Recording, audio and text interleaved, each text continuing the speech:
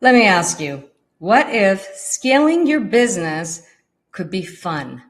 What if you could just laugh yourself all the way to seven figures while having a blast while doing it? Some of you watching may think, that's not possible because I have to sell my soul and I got to burn out and I got to work like a crazy person and hate every minute of it to get to that point.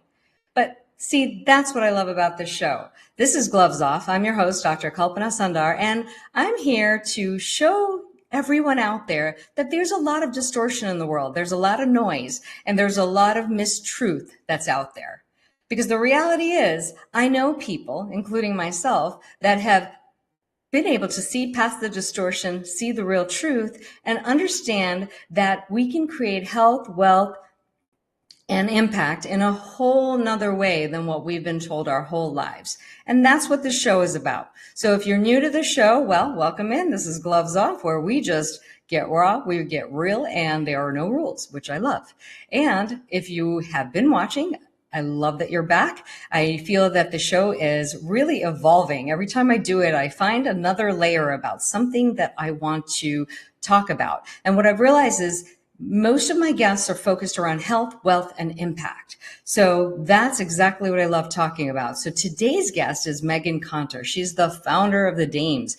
This is the only six, seven, and eight-figure business accelerator for women. So she also believes in high growth and high fun, which I love, which is, I think, one of the reasons that I really resonate with her. She also loves using comedy to teach business strategy. And I've seen some of her sketches. It's just so fun. I mean, I think there's one that she's always dressing up like an older woman and it cracks me up. So then I didn't even realize I learned something because I'm busy having fun. She's also a global connector because she believes in fierce collaboration. Again, these are all things that I believe in myself, which is why I was so excited to have her on the show. So if you've ever wondered if life could exist in the way where you can live, love, laugh, and enjoy the freaking heck out of it and be very wealthy and impactful, you're not going to want to miss this episode as we dive in to all of these great concepts with our guest, Meghann Conter. Hello. Hi. I'm so excited to be here. Thanks for having me. Oh, of course. I'm so excited to have you here. I have to tell you, from the minute I met you, I just knew there was so much resonance. And, we do our things in different ways. And that's one of the things one thing I have to say before we even get started. I think the old paradigm would have said, oh, these two are competitors. They're doing similar things. No, that we are all unique in our own lane. I love what you're doing. I want to support it. Mine is a little different. Yours is different. We all have our own thing. There's truly no competition in the world. Absolutely. Only if you think that there is. And then that's really your own mindset shift that needs to happen much more than anything else. 100%. So I have to say, I mean, you're doing all these things, you probably get asked, do you even sleep? How do you have time for all of this? Yeah, it's funny because it's just about, oh, well, that just means that our priorities are different, right?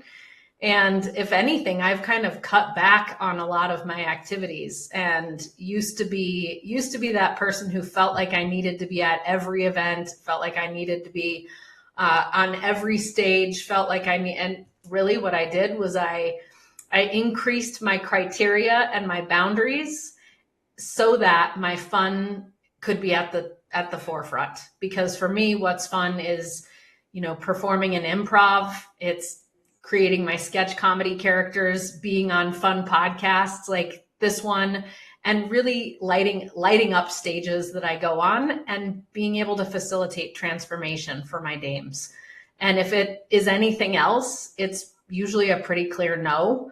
I also, in non-work time, I love hanging out with my friends and doing things that are fun, doing things with my partner that really light us both up, and traveling the world. So that is what my priorities are. And that's what I center everything around. So yeah, if it looks like I'm crazy and busy and all over the place, it depends on, what your level of priorities are. I don't spend a lot of time doing a lot of things that a lot of people do.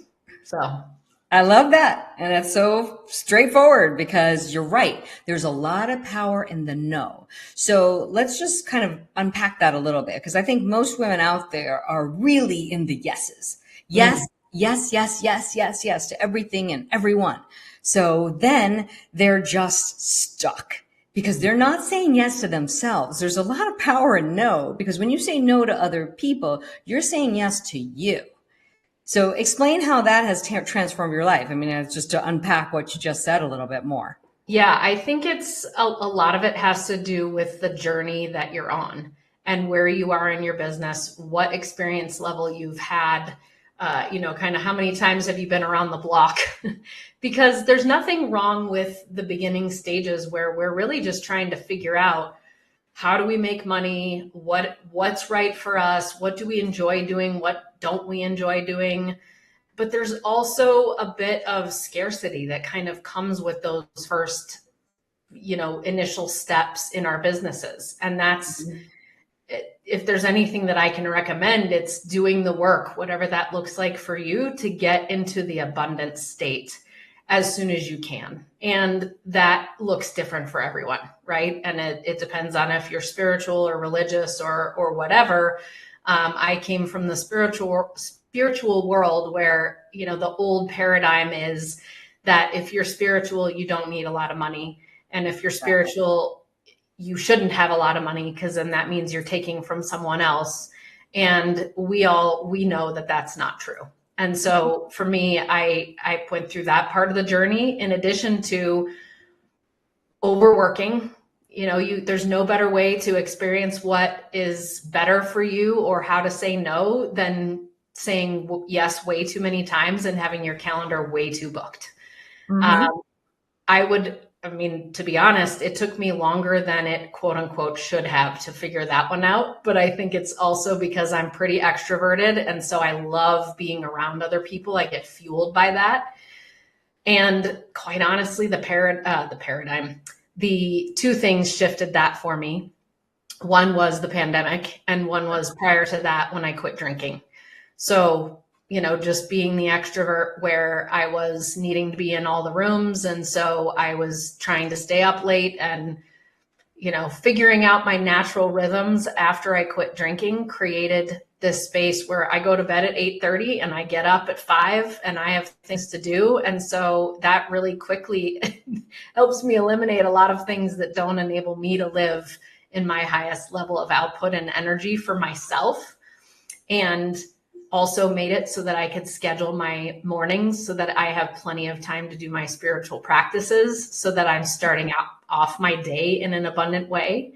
Yeah. And then the pandemic really just helped me see that, if I am going to be growing an 8-figure business, I'm going to have 8-figure habits and 8-figure ways of doing things. And that means saying no to a lot more things and having specific requirements. Like, for instance, when someone comes and says, hey, will you sponsor this event? Or will you come speak at this event?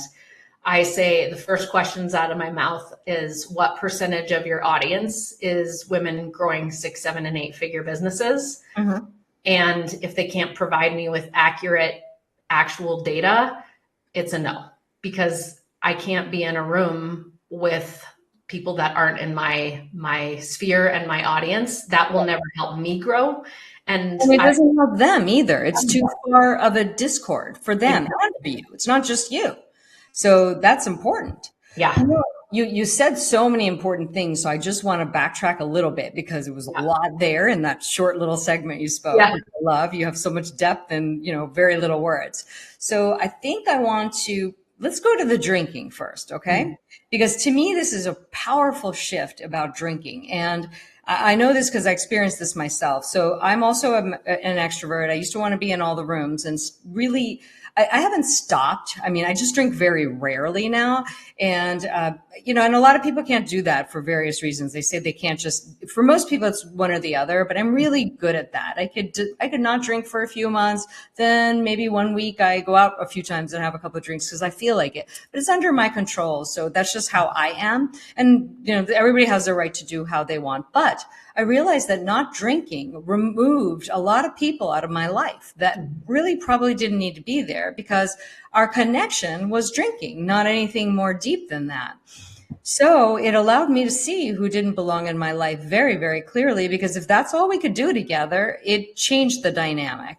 Second, I am more interested in my martial arts training and my emotional well-being than I am drinking. So I'm not saying I never drink, but I'm just saying that is not my priority anymore. It used to be. It really Yeah. did. Going out, having drinks, having fun, it was my priority. My priorities are like this: my emotional, physical well-being up here, my martial arts training, and my fitness. I can't train and perform after drinking. I just can't. So those are my priorities, my businesses, the people that I really care about. So those are all my priorities, and drinking just doesn't fall within that anymore. But people get triggered when you don't drink. Mm-hmm. Oh yeah. There is nothing that will make people confront themselves more than if you say, I don't drink alcohol. And the defenses you can see immediately if someone has a healthy relationship with their drinking or not, Mm-hmm. or whatever their thing is, right? So that's what I discovered was back in 2017 when I quit drinking, was that most people, I shouldn't say everyone because totalizing language doesn't work. Right. Most people have something that is their numbing agent. It's their vice. It's their habit. It's their thing that they do to escape the challenges of life. Mm-hmm. And when it is a substance like alcohol, like food, I'm not an expert in a lot of other areas outside of alcohol, but when it is a substance, it is truly numbing. And It doesn't have to be a substance. It could be people. It could be sex. It could be exactly. shopping. It could be so many things. But it means that whatever is underneath that thing is not getting addressed. It's the same as I'm sure you would talk about in all the different circles, that when you only address somebody's symptoms in their health and not the cause of whatever it is, it's never going to actually create the true resolution. So back in the times when I was, just going through periods of quitting and then drinking again and quitting and drinking again, I was a gray area drinker. That means something in between the giant chasm that exists between an alcoholic and an I don't drink at all. And it was a decision of mine that helped my well-being and my body in a way that just saying absolute, I'm not drinking could, other than, for me, the dance between do I not, because it was addictive for me. And it led to me quitting. It led to me removing gluten from my life, which has also helped me and made me much more healthy in my body. And it led to a whole bunch of other decisions and abilities being born. My access to my intuition augmented significantly. My ability to really get a hold of my emotions and my feelings and recognize that they are, clouds in the sky, not stuck in me or making me wrong in some way, shape, or form. There's so many things that really evolved, not to mention my profits excelling and accelerating. Because of the clarity. You have clarity when you're not foggy with all that drinking. You have massive clarity, and the decisions are easier. It's easier to scale. I noticed the same thing. So, and not to mention, drinking is actually really expensive. So you're saving a lot of money too. You got to have drinks depending on where you live. I live in San Diego. You don't get a drink for under $20. So, you're popping down 5, 6, 7. I mean, who knows? A lot of people are doing that. It's not cheap. So there is a lot. To me, that has been the greatest decision of my life. And interestingly, I don't think most people can do what I do. I don't, it has to be one or the other. I actually went to I'm not drinking at all, and that didn't feel right for me either. I wanted to have a healthy enough relationship with alcohol that I choose. And most of the time I choose not to. And if you can do that, I give, like you said, there's not as many people who can, but I would just say, it takes knowing ourselves. That's the most important thing with all of this and it takes coming to the mat with ourselves. If if you can truly say to yourself as a woman, as a person, as whatever, that you don't struggle with this thing, that you could quit for 30 days, 90 days, whatever, and have no problem with it, and you've actually done that, great.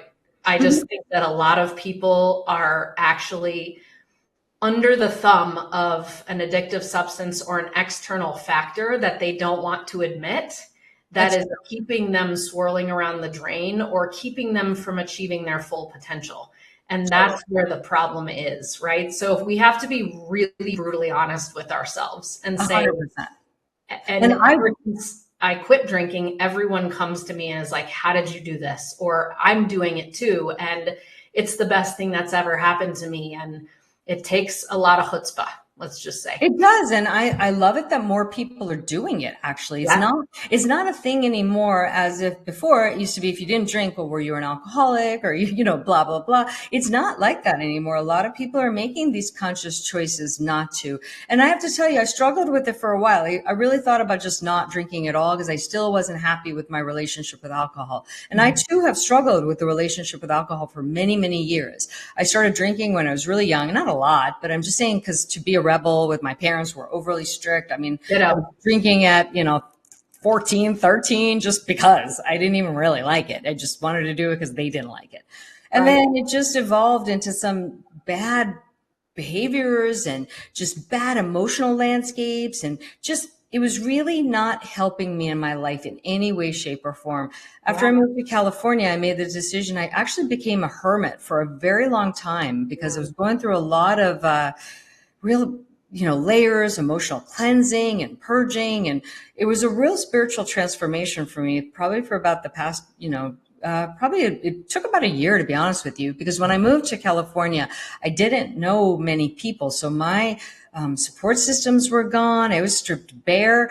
I actually moved to California when I was kind of in a career transition. I didn't even know how I was going to make money. I just had to hole into myself to figure all this stuff out. And within that, I didn't want to drink because I didn't really have much of a social life anyway. And it just stopped. So, I moved here and I was having fun and I was doing all the fun things kind of with not the right people who were spiritual, but not, spiritual gaslighting was what was happening. And I didn't see that clearly. So once I got burned so many times, I went into a hole for about, I would say on and off for about a year. I can say that is one of the other things that happened is being able to see people. It's part of my human design. It's part of my makeup anyways, to really what are you?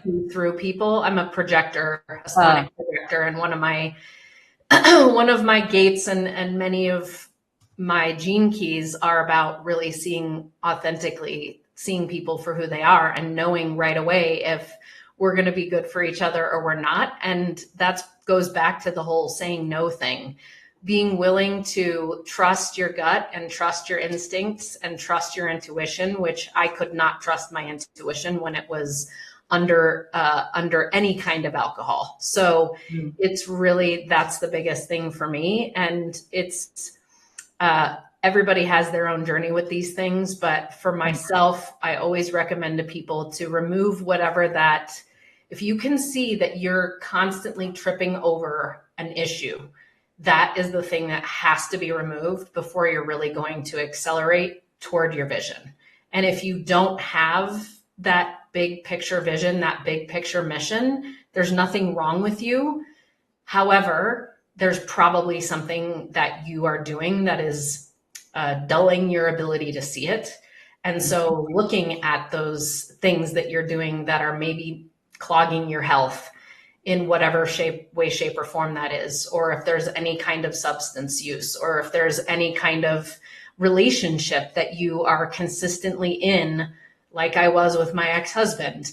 There are these things that you need to remove yourself from in order to truly see and have that full-blown, the parting of the skies and the angels come in and start delivering you your mission and your vision.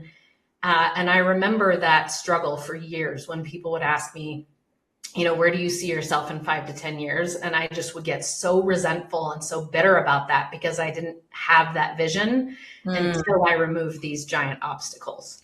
Well, So that's huge. So, can you tell us specifically how things started to shift for you? Some real world examples, maybe, or timelines, or something that can help the listeners understand how there's a real parallel with giving up something like this when it's clearly a detriment to you, and how your world can change usually pretty quickly. So, I'm curious to what your story was. yeah, definitely. So it like 2016 and 17 were my what's that thing? Oh my gosh, yo-yo years, where it was back and forth between I can drink and I can, just have a few and be fine, and I can't drink at all. Back and forth, back and forth. And once I finally quit drinking, it was October 31st, 2017. The next 6 months, I had my first full-fledged download of what the Dames is going to be for the next 20 years. And this international connection that we have. And I had the download that I needed to build our online platform and launch a virtual membership, not just a membership in Colorado.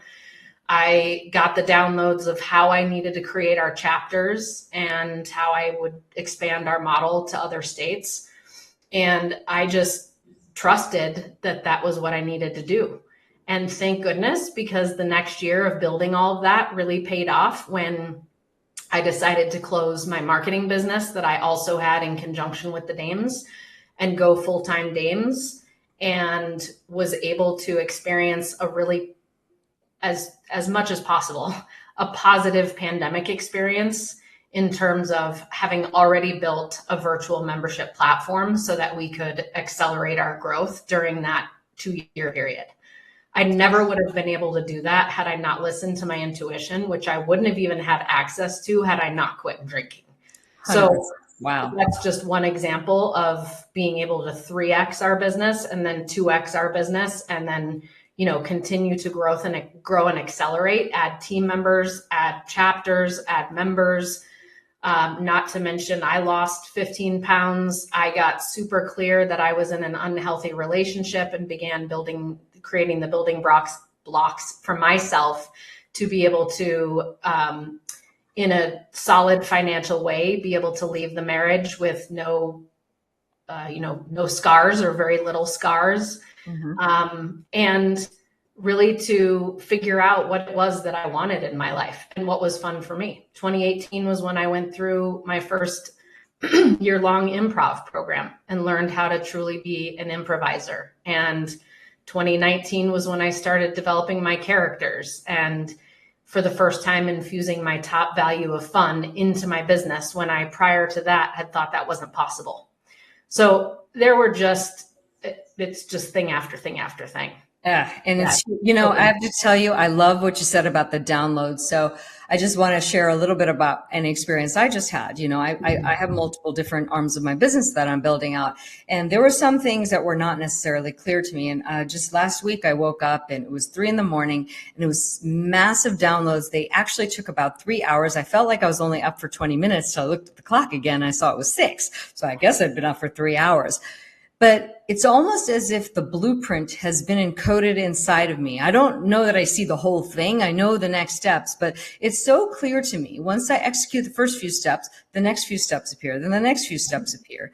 So this kind of clarity is really important. And as women, I know we have men and women watching the show, but I would say that my audience is more females. So for you women out there, our intuition is so important to us. And if we can actually heighten that and have it be more clear, your life can accelerate in very, very big ways in a very short period of time. And I'm not joking. I mean, you've seen Meghann's story and my story is similar. I'm just getting started on parts of my business that are now become very clear to me. Once you see the blueprint, though, you can start building very, very quickly. It's our confusion that keeps us in the scarcity.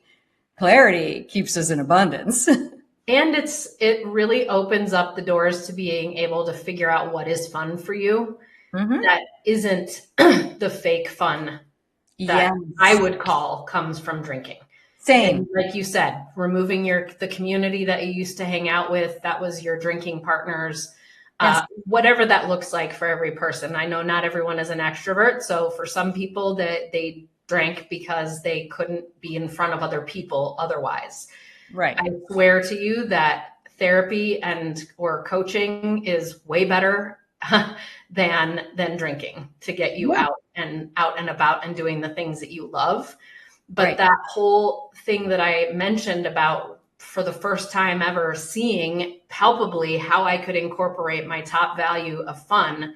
I already had love incorporated, but fun into business, seeing that and being able to do it and take action toward it and making videos and, being able to be my fullest expression of myself is way worth it. That was worth probably everything else because again, if you have something that is hiding you from being able to see that or to experience it, if you don't stop and really truly do the work to figure out what it is and remove it, it will continue to trip you up. And it'll just be harder and harder to do the things that you really want. And the concept that you addressed at the very beginning of this is, so many women do believe that they have to work so hard and they have to hustle and they have to bust their asses and they have to. I believe that if you get to whatever your finish line is or your milestone on fumes, crawling, that you really didn't get there. 100%. It is not worth it at all if that is how you had to get there. Totally. So, Because what's left? You don't have the energy to enjoy your life. And the exactly. reality is, I don't even think people realize that hustle mentality is the biggest indicator of scarcity mindset. It is the biggest indicator of scarcity mindset. And that's something I realized that I watch all these women hustle. It actually stems for some bigger things, scarcity mindset and actually low self-worth. Mm-hmm. Over-proving, over-justifying who you are. When you actually are grounded in who you are, your presence speaks more than any amount of hustling you can do. And that is something that women need to realize because the Yep. less I hustle, the more self-worth I have. The more self-worth I have, I attract opportunities very easily because people can feel the frequency of a woman who's good with herself. Doesn't need to overprove, doesn't need to perform, doesn't need to be something for somebody else. They can feel the difference. And that is huge. And then you're in a position to just attract. I'm just sitting here going, great. Oh, fabulous. Now I'm just the mediator. Yes. No. Yes. No, no, no, no, no. Right. That's my rhythm now because things get offered to me all the time. And that's where we need to be, ladies and gentlemen. That's the place where we want to be. Scarcity is a hard thing. So that I would say that's the other journey I've gone through. The first one was about drinking and my relationship with alcohol. That was a hard one. That was actually a really big beast for me to tame. And I finally got that beast tamed. And now, I'm in the process of working through my last bits of scarcity loop. And I'm about to get real vulnerable here, but this is gloves off. And this is what people like about the show. When it came to scarcity, I've always had trouble with female friends. They were, and some people are going to listen to this and go, she's just conceited. No, there was always some sort of competition and jealousy, and it's been there my whole life. So I have it's like a revolving door of female friends. And then I decided I do not accept friendships that are not really in alignment. And if that means I'm alone, which it probably will, it's okay. It's okay.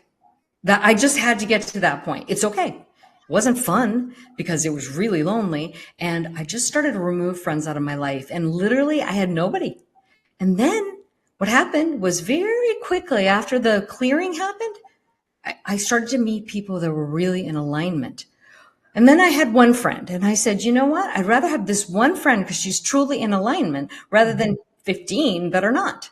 And slowly but surely, more keep showing up. And I thought, wow, that was a really interesting little experiment. Let me see if I can't do the same thing with business contacts and people that I do business with and, people that are I'm consulting with. Maybe I should get more strict on that and really take it down. What happened? The same thing. I am now in the final loop of my scarcity problem that I'm working through. Yes. Because I'm gonna just put it out there. I have always believed that somebody like me is too much to find true love, the kind of partnership that I want. High power, successful women all go through this. That's why I'm saying this, because I don't want anybody to think I'm immune from anything, that I've got it all figured out. I've got a lot figured out, but that's because I've gone through all the things. But that last bit of scarcity it's the one that scares me the most. Yes. It's It's the such a one. bugaboo. Oh my gosh. Oh my God, it's the one that scares me the most. And finally, I just said, literally, like in the last couple of weeks, I said, you know what? I'm not even dating anybody that isn't in my I don't care. I don't care if it leaves me alone. I don't care if it leaves me old, spinster-like and celibate. I don't know. Just, it's going to have to be okay, because I don't know. I've proven it in the other things, and it's always shown up pretty quick and the level that I never could have even expected. Totally. And that's because you're willing to let go. Yes. And scarcity, it's kind of counter logical, because you would think that, oh, letting go of things wouldn't create more abundance, but it does. It's Does. letting go of things so that you're letting go of the scarcity as well. Because as soon as you let go of all of that, that's when the universe is like, aha, she's ready, she's capable, she can handle this, and she wants what she actually wants. She's not just lip servicing. Exactly. It's almost like there's a vacuum created. When you Mm-hmm. let the thing go, it's almost like there's a vacuum. Something has to come in. But Right. once you said no more to the breadcrumbs, that I'm not taking that. If you really put your head out, you put the stop to that. Nope, I'm not Yeah. taking anything less than what I deserve. It's amazing. Every time I've done it, things have come rushing in. And And that's what I finally had to say. I mean, I have a habit of just feeling like, oh, I don't know if it's really out there, blah, blah, blah. But I know it is. On some level, I do know it is. I mean, heck, Oprah even has somebody. So I'm like, come on, there's got to be somebody.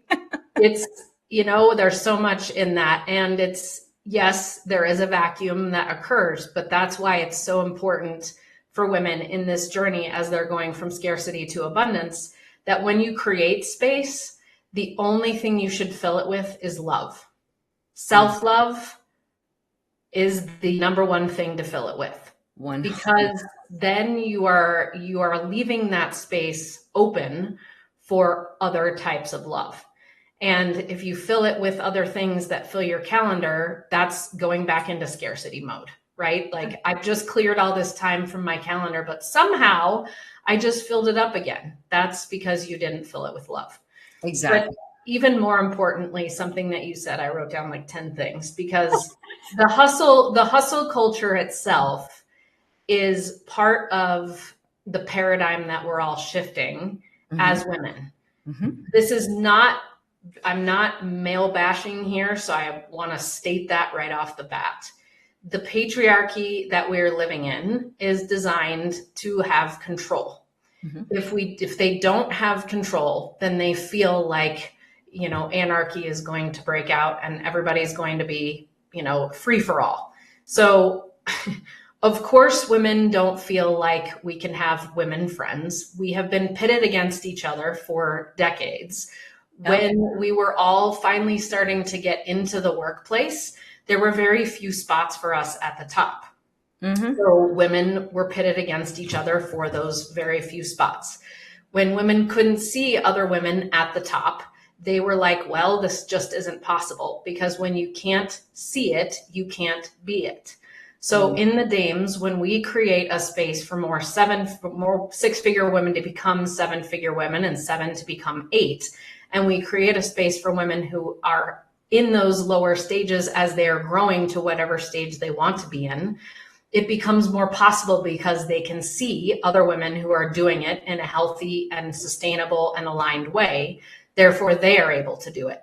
They also see, when collaboration is modeled to them, that competition is a thing of the past, and that comparing yourself to anyone else is also part of the hustle culture. If they can keep us comparing ourselves, if they can keep us thinking that they're in control of us and that they're limiting us, if they can keep us thinking that we have to say yes to everything and keep our calendars full, they have control over us. And that perpetuates the hustle culture.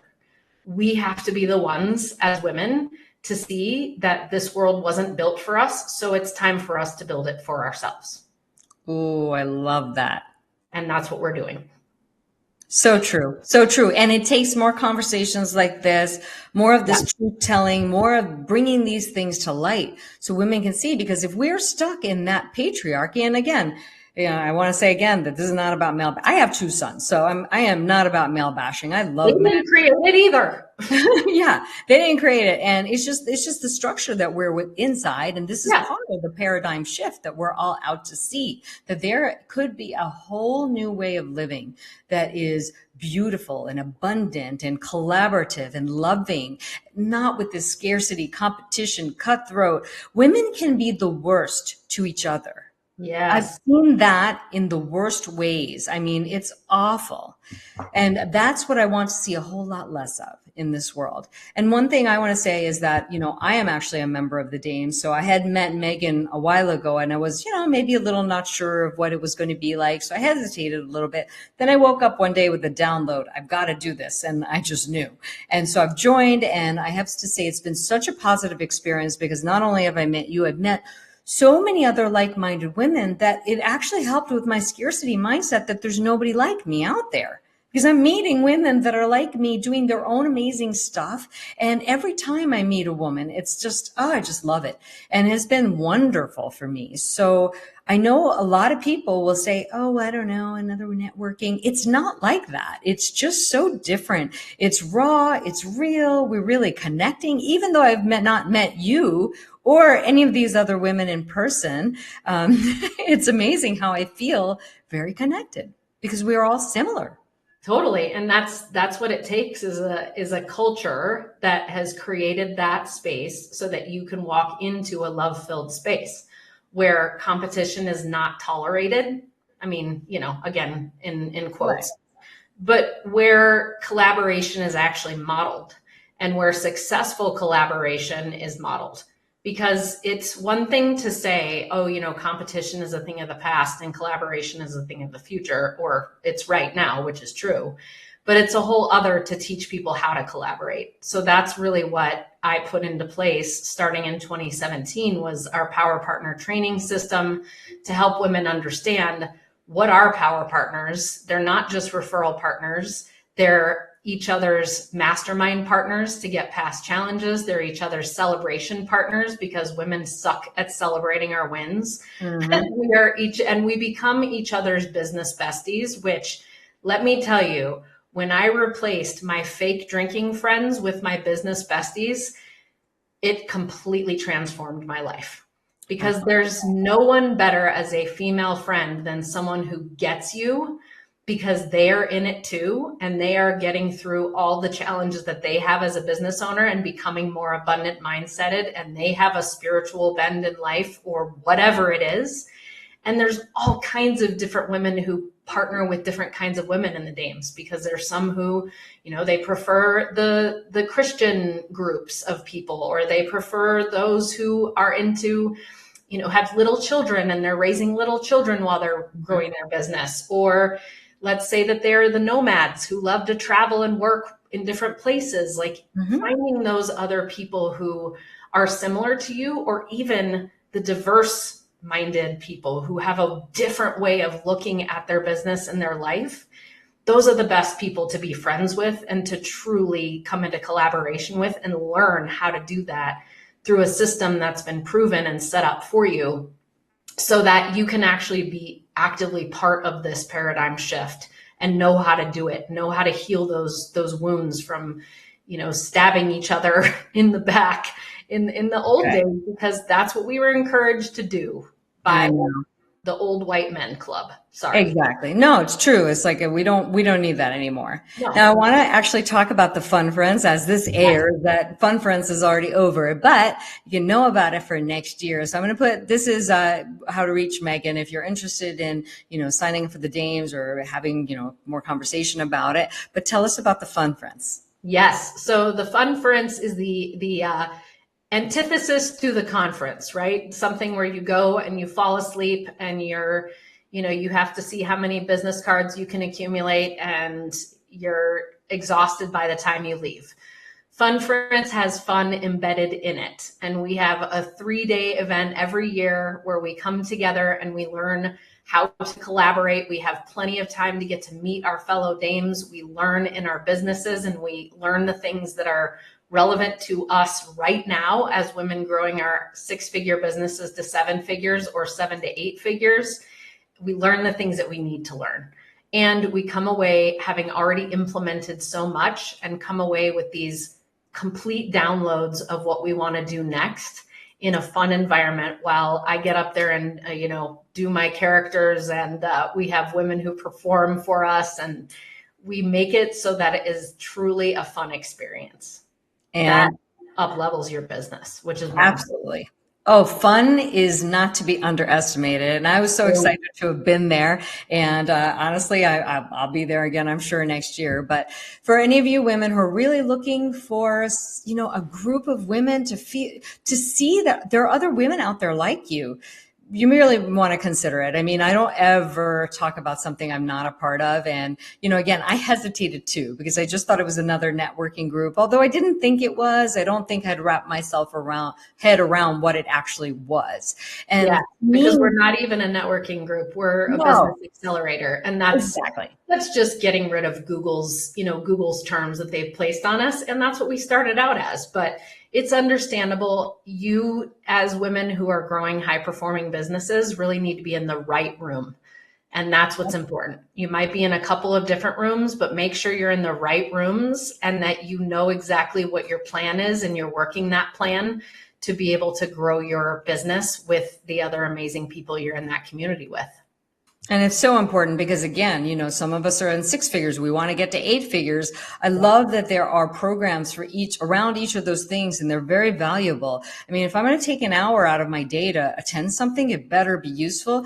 I would say that I've been to a lot of things that I feel are not worth my time, and I'm very big on the no.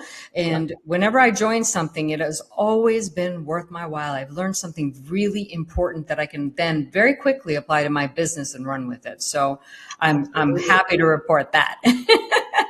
Well, this has been such a great conversation. I knew it would be. We talked business, we talked abundance, we talked scarcity, we talked, our demons. There was laughter, there was tears, there was demons with alcohol. I mean, that's what I love. I love when we can get deep dive into the problems that we face, because we all struggle with the same things. And the more vocal we are about it, and the more truthful we are about it, those things lose their power pretty quickly over us. And that's what I want to do. So thank you for being so vulnerable and sharing all your insights with us. And I just can't wait to see what the Dames does over the next year. And it's just fabulous to be a part of it. Ditto. I'm so grateful for this time. And thank you so much for everything you do in the world. It makes a difference. Thank you. Thank you. Well, can't wait to see you again next year at the Fun Friends. And, thank you so much for joining us today on Gloves Off for such a great, honest, candid conversation. Thank you, Dr. Sundar. Bye. Bye. Well, I hope you guys enjoyed that. It was just so great to deep dive into those topics, which I feel are so important and really underrepresented in most of our conversations. So a special thanks today to our season sponsor. This is Listening to Smile.